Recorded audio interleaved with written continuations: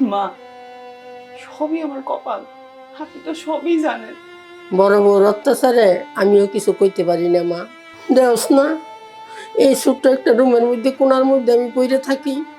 তুই যদি আমার সেবা যত্ন না করতি, কেউ চুপিও দিত না আমার কাছে। আমার ছোট পোলাটা যদি দেশও থাকতো, আমার এত কষ্ট করতে হইতো না। ও আমারে অনেক সেবা যত্ন করতো, অনেক ভালো রাখতো।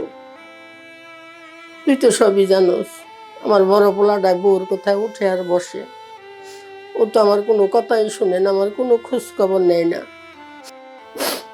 কান্দিস না মা, তুই তুই কানলে আমার চোখ পানি এসে পড়ে। তুই একটু সবুর কর, উপরে আল্লাহ আছে, আল্লাহ যা করার করবো। আমি দোয়া করলাম তোর জন্য, তুই অনেক ভালো থাকবি।